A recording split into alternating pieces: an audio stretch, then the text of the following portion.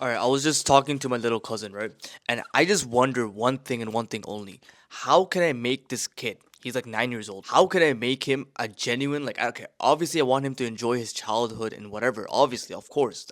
You cannot let a child not enjoy his childhood. You only get that once in his lifetime. But how can I make him slowly, like, actually consistent? Because one thing is, like, I tell him sometimes, yeah, yeah, like, you want to use your time to do this. Like, you want to, you want to do something. I don't want him just sitting there doing freaking nothing. Like, if you're going to do something, like, you know what I'm trying to say? So I'm trying to help him, like, build some discipline, not to destroy his childhood or, like, not to absolutely, like, like, but some discipline which is going to help him in the future because that's one of the key ways in order to turn boys into freaking men. And he's a child. He's only 9, right? And so I genuinely want to, like, help him set up his future with the permission of God by helping him build habits, helping him build discipline so that he can then, when he's at that age, focus on bigger things and he's going to be so much freaking ahead of all the idiots nowadays. There's so many idiot parents, and I'm sorry to say this, that are, the way they're raising the children is absolutely freaking absurd. I actually genuinely don't know how some people parent. Most people forgot how to parent because there is no boundaries, there is no rules, there is no rite of passage, there is nothing, there is no specific discipline, no set of rules in order to change or in order to raise your children in our society. We sort of just raise our children the way we want, and 99% of them, they come out absolute dumbasses. Most children will come out retarded, especially Gen Z. But you have to ask yourself, do you genuinely want to do what you're doing? Do you genuinely feel this urge to become consistent? Do you genuinely want to change your life? Because you have to realize choosing new habits and doing new habits is not a freaking test drive. It's not a car. You don't just test drive it. I was talking to a friend yesterday and he was telling me how, he has good days and then he has bad days and how he's not super consistent and he's been trying his routines, he's been trying to do the habits and nothing's happening. That's the main issue. Why are you freaking trying to do the habit? Why are you freaking trying to do the routine, bro? Do the routine, do the habit, change your freaking life. This stuff is not a freaking test drive. You have to genuinely try, and not just that. Stop the word trying. I hate the word trying. It's either you do or you don't. It's either you do or you die. You have to genuinely live it.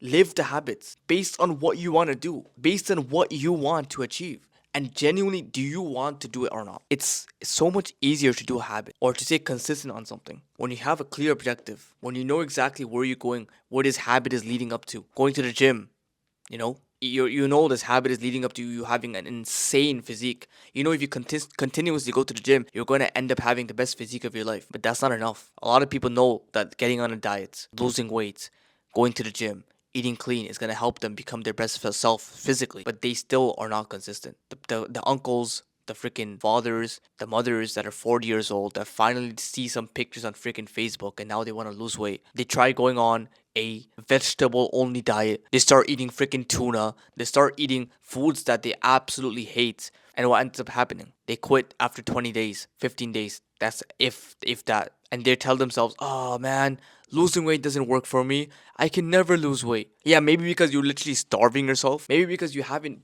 consciously chose to take on that life. I don't think people realize, bro. I don't think people realize that in order to reach something that is considered worthy, you have to go through something to make it worthy. In order to have a sick physique that everyone freaking admires, you have to do something which is worthy of having a sick physique. The reason why it's worthy is because you did something to achieve it. If everyone had a sick physique, it wouldn't be considered worthy. This is why everyone has, crappy physiques. Everyone's physiques are just skinny fat, no muscles, and they look like little children in like a 30-year-old's body. You see fathers nowadays, and they literally look like little children. Their wife looks beautiful. I'm sorry, I gotta say it. Their wife looks beautiful. The wife looks like she put on makeup. She still looks young. But then the husband, he looks like he's flipping 70 years old. He's probably 35. The children don't respect him. His wife doesn't respect him. His wife looks like the prize when he looks like the freaking, I don't know, he's tagging along. I see most husbands nowadays, when you go to places, like when you visit places, you see this live in front of you. Freaking blows my mind. So now that you see, like, everyone has a skinny fat physique and no one's in shape, and I'm just using physique as an example. You can use any other example if you want. Obviously, no one respects a skinny fat physique. No one genuinely, okay, bro, it's okay, stop this body, thing of like, oh no, you can never body shame someone. No, it's all good, bro. any physique is good. Literally a couple days ago, I went on Pinterest and I saw the most fattest person in my life. I'm gonna make a video on this, by the way. I saw a genuine fat little, like not little actually, freaking massive. Like she's like, wow, that was rude, but I gotta say it. I mean, she's choosing to live like that. You see, there's gonna be people that are fake. There's gonna be fake ass people. They're gonna be like, oh no, she's okay. Let her live. Literally, someone in the comments was literally like, oh yeah, let her live. Let her be happy. You guys are hating. Let her be happy. Queen, queen, queen. I'm guaranteeing you right now, even if she was a guy and she was that fat, I swear you will not go and date her. That are telling you like, no, no, you look fine. I love you. You know, your skinny fat physique. No, no one freaking respects that.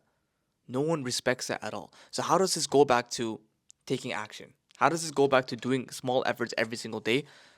How does this link back to daily habits? Because when you're so freaking fat, when you're such like so fat like that, sure you know the benefits of going to the gym. You know that yeah, it's good to get a nice physique. It's good to, you know, I'll feel my best, I'll look my best, but that's not enough. You know what's enough? When you go to the gym to finally remove this weak little wimpy version of yourself that's within you right now.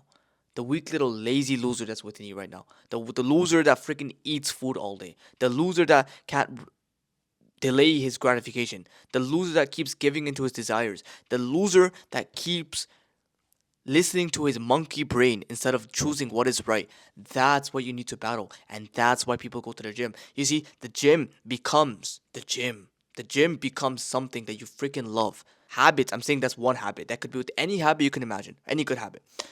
The gym, for example, it goes beyond just, oh, I go to the gym for exercise. It goes beyond that when you have some pain linked to it.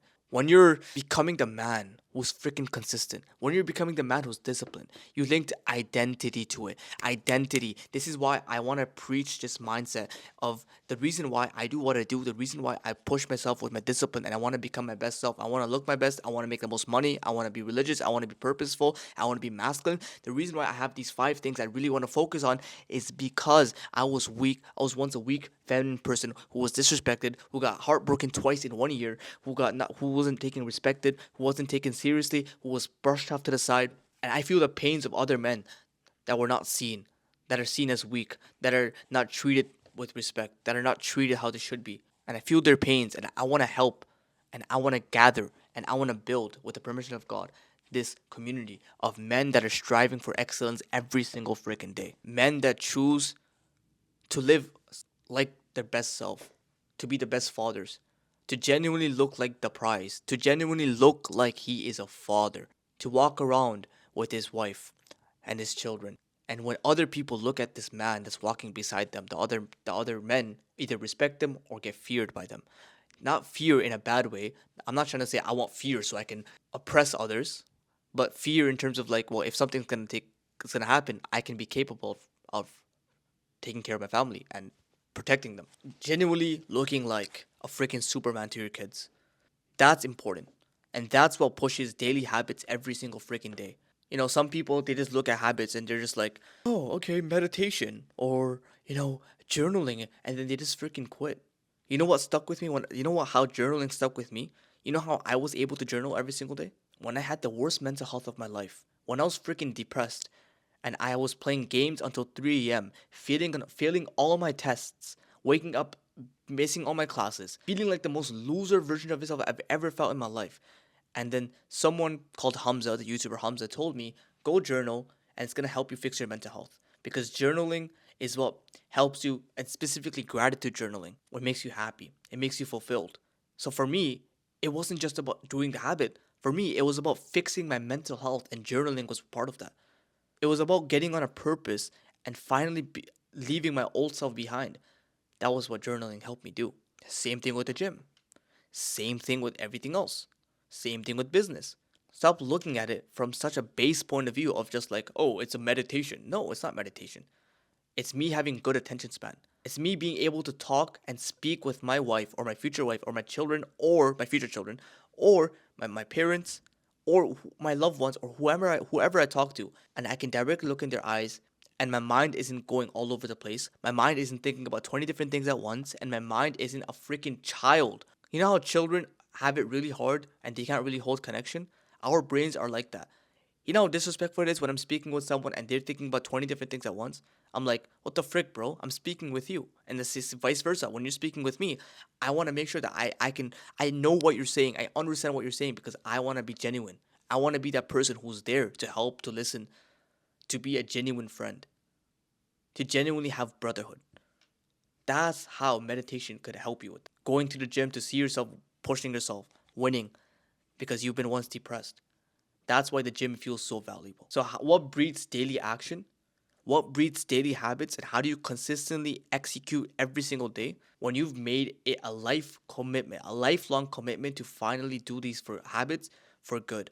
Not do them because of it's just good for me. No, you're doing them because you want to change something from your life and this habit allows you to express and change that. You're going to the gym to become the most masculine, most biggest version of yourself, to become a freaking freak of nature, to stand out from your friends who once doubted you, who once wronged you, and you're gonna go there and you're gonna be you literally that's who you are, a freak of nature. You're pushing yourself, you're pushing your weights every single day because you're a freak of nature. You're going hard in the gym every single day and you're screaming and you're freaking not screaming because I think that's too far, but you're grunting and you're moving like you're going hard and you're actually sweating. I sweat when I go to the gym, and so do you because you're a freak of nature. Because other people are not pushing as hard as you. Other people are not wanting excellence as hard as you. That's why you go to the gym. You go to the gym because you want to be that father for your children, for your future children, a superhero that they can look up to. And so then it creates a positive chain effect when they choose to live excellently because their father was excellent. Maybe if you raise them right. I think there's a lot of excellent fathers who just don't raise their children right. So they're not excellent fathers. But what I'm saying is like a lot of jacked fathers, their children you'll see they'll be really lazy, and that's just because they don't have rules, they don't have discipline, they don't have a code. Nowadays, fathers or mothers they become successful themselves, and then they let their children have everything. They think it's a good thing, but the children are being raised extremely weak with no ambition because if they have everything. You'll only feel ambition and a willingness to change once you're in some level of pain. When you're in pain, you want to change because you want to get out of it. Humans don't want to be in pain. We do every single thing. Every single thing we do in a day is to get away from pain. Why do we build bigger houses? Why do we go into bigger cars, nicer cars? Because of the pain of being in a weaker car, or the pain of being in a house, or the pain of being homeless. Everything we do is always getting away from pain and trying to seek as much pleasure as possible. But the issue is, the more pleasure you seek, the more empty you leave. Pain is also very important. So that's how you take consistent action every single freaking day. This is my mindset. This is how what works for me, and this is what you need to freaking adopt. This is what you need to adopt, bro. I'm speaking to my older self, the older version of me that was looking for hope, that was looking for change, that was looking to genuinely change their life in their depth of their situation, failing in classes, failing in school, failing in life, failing in his physique, failing in his social interactions, unconfident, insecure, everything you can imagine. Because I want him to be his best self. If you're new to this channel, consider subscribing because I'm going to post so much value. That's all I care about. It's just helping you, giving my best advice so far. And if you want to connect with me personally, check my Instagram. First link down, description down below. DM me if you need any help or if you want to talk or whatever. And I'm there. I reply to every single DM that I get. Other than that, I love you and I'll see you very soon.